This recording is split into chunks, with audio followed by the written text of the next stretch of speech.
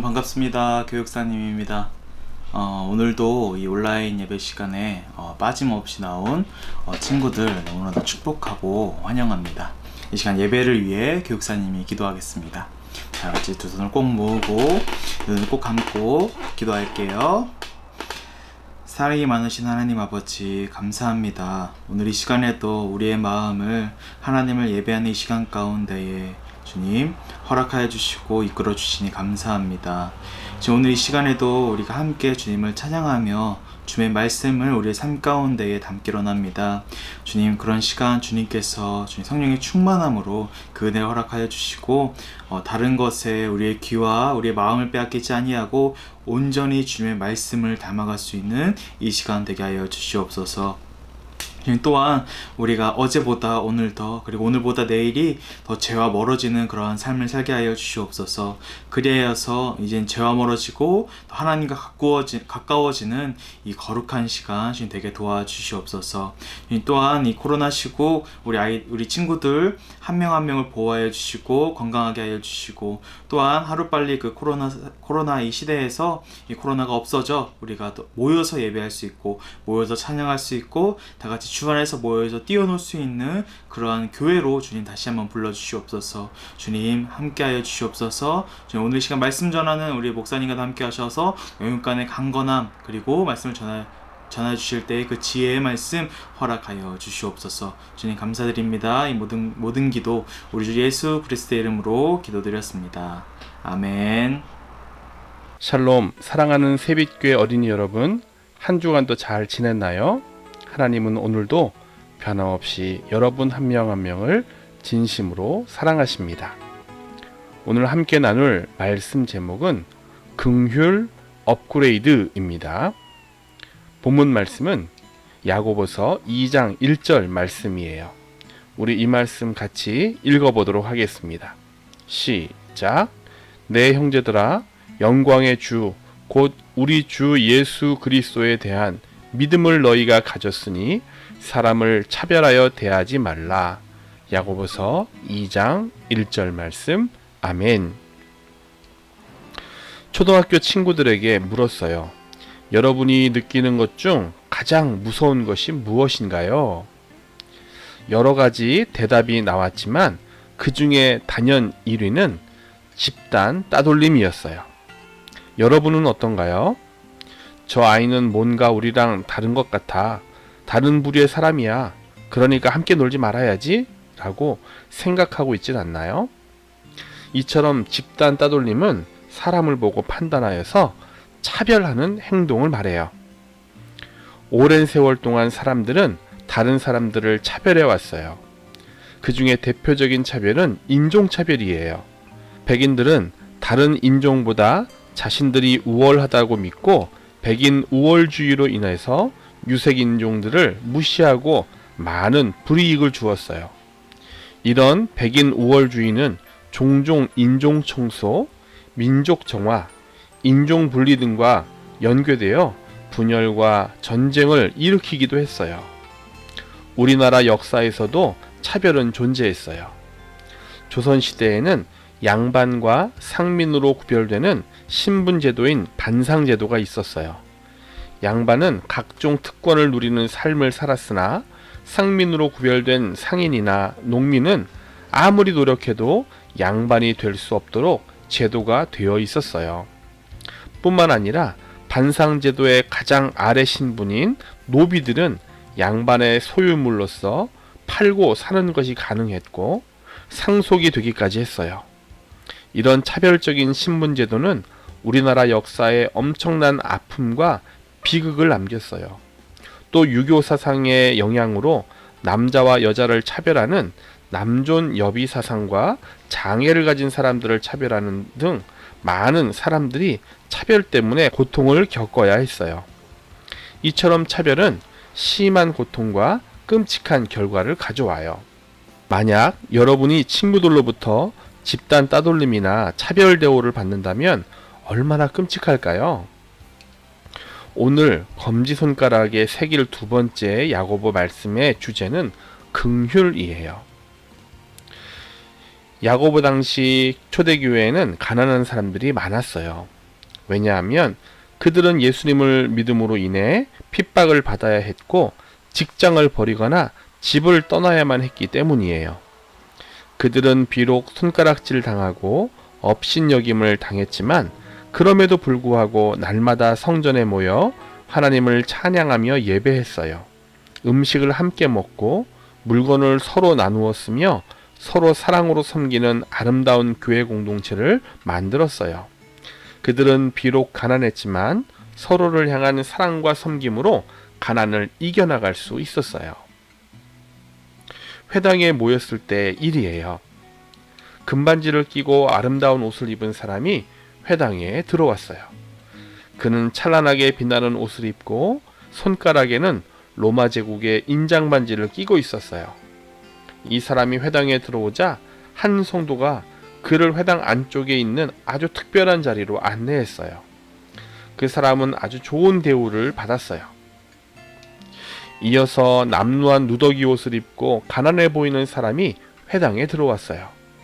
회당에 모인 사람들은 한눈에 그가 가난한 사람임을 알 수 있었어요. 방금 전 부자를 안내하던 사람이 이번에는 무시하는 태도로 가난한 사람을 안내했어요. 거기 서 있던지 아니면 아무데나 앉으시오. 야고보는 이런 태도를 보고 사람들을 판단해 부자는 좋은 자리에 앉게 하고 가난한 사람에게는 구석에 앉거나 서 있도록 내버려 두는 것은 잘못된 행동이라고 말했어요. 야고보 당시의 초대교회 성도들은 거의 다 예수님을 위해 스스로 가난하게 된 사람들이었어요.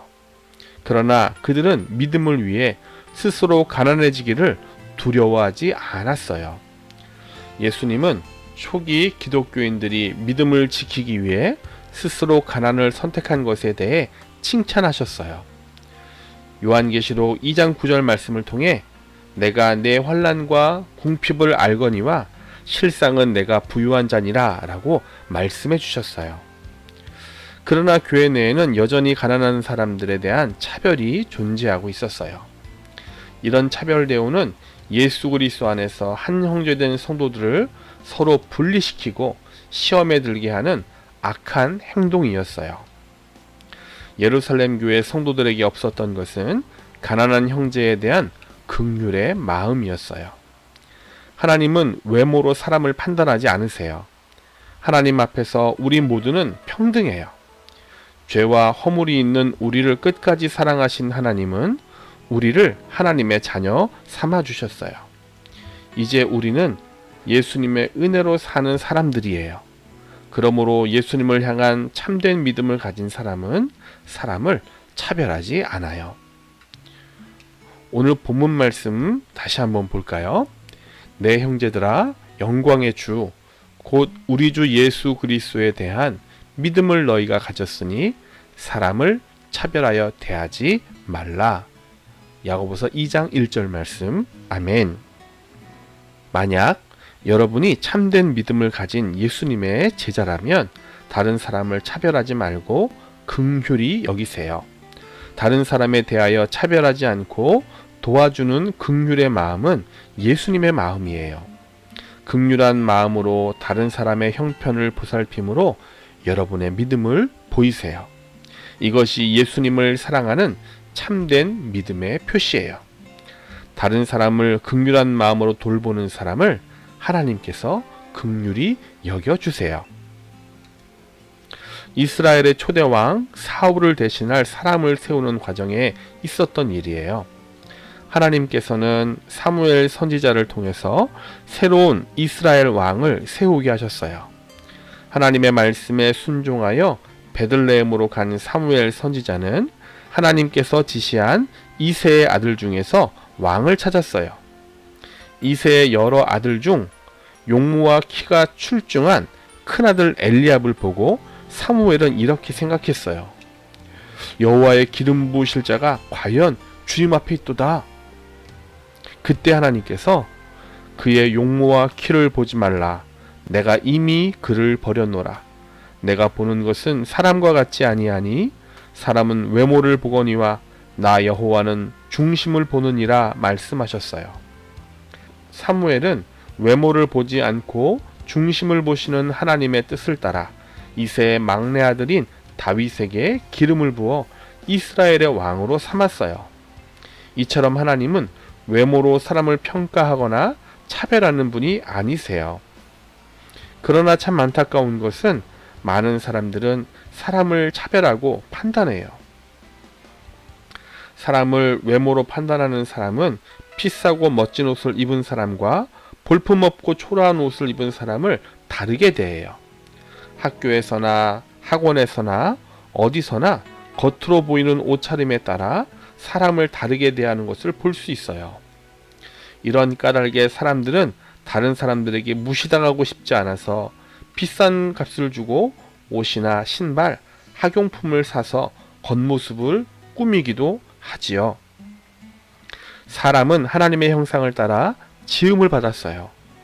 때문에 사람을 무시하는 것은 하나님을 무시하는 것과 같은 죄예요. 하나님은 모든 사람을 평등하게 사랑하십니다. 그래서 예수님도 이 땅에 계실 때 모든 사람을 긍휼히 여기셨어요. 벙어리, 소경, 온갖 질병으로 고통받는 환자들을 가까이에서 돌보셨고 고쳐주셨어요. 냉대받던 사마리아 사람들과 세리들의 친구가 되어주기도 하셨어요. 만약 여러분이 참된 믿음을 가진 예수님의 제자라면 다른 사람을 차별하지 말고 긍휼히 여기세요. 예수님께서 말씀하셨어요. 내 이웃을 내 자신과 같이 사랑하라. 이 말씀처럼 이웃 사랑은 우리가 반드시 지켜야 할 최고의 법이에요. 참된 믿음의 사람은 사람을 외모로 판단하지 않고 다른 사람들의 형편을 보살펴 도와주는 긍휼의 사람이에요. 배제학당은 선교사 아펜젤러가 설립한 한국 최초의 서양식 근대 교육기관이에요. 고종 임금께서 친히 인재를 기르고 배우는 집이라는 뜻으로 배제학당이란 이름을 지어주셨어요. 그 당시에는 엄격한 신분차별 제도 때문에 양반 자녀는 공부할 수 있었지만 노비의 자녀는 공부할 수가 없었어요. 그런데 배제학당은 양반과 노비의 신분차별 제도를 버리고 모든 학생에게 배울 기회를 주었어요. 양반집 아이들과 노비의 아이들이 나란히 함께 앉아 공부를 했어요. 이처럼 사람을 차별하여 대하지 말라는 말씀을 교육 이념으로 삼고 실천한 배제학당에 놀라운 일들이 일어났어요. 이 배제학당을 졸업한 사람 중에는 한글을 정비하고 보급한 한글학자 주시경 선생님, 우리말을 아름답게 노래한 시인 김소월 등이 있어요. 이들 모두 양반집 자제들이 아니었지만 배제학당에서 차별 없이 공부할 수 있었기에 오늘날 대한민국을 세우는데 큰 공을 세울 수 있었어요. 여러분이 긍휼한 마음으로 다른 사람의 형편을 살피기를 원한다면 첫째, 도움이 필요한 이웃에게 관심을 가지세요. 주의 깊게 그들에게 필요한 것이 무엇인지 살펴보세요. 그리고 둘째, 이웃에게 뭔가 도와야 될 것이 있다면 하나님께 도울 힘을 주시도록 기도하세요. 그리고 도와줄 것을 정성껏 준비하세요. 셋째, 이웃에게 찾아가세요. 겸손한 태도로 이웃에게 필요한 도움을 주어 예수님의 따뜻한 사랑을 전하도록 하세요. 이웃을 진심으로 보살피고 도와주며 성도들을 긍휼히 여기는 초대교회 성도들의 행동은 하나님께 영광이 되었어요. 하나님께서는 사람을 외모로 판단하지 말라 말씀하셨어요. 우리 모두는 하나님 앞에 평등해요. 참된 믿음의 사람은 사람을 차별하지 않습니다. 사랑하는 세빛교회 어린이 여러분, 오늘 말씀을 다시 한번 읽어볼까요?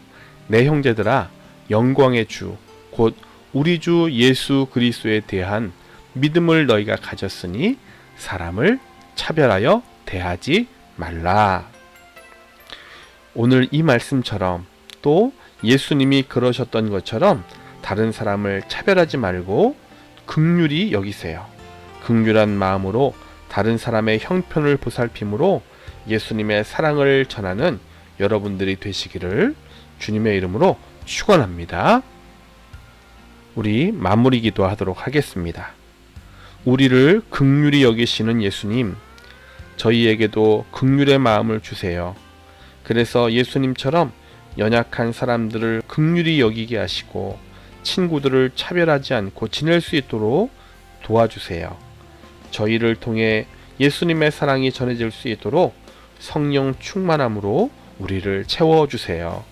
우리 주 예수님의 이름으로 기도하였습니다. 아멘.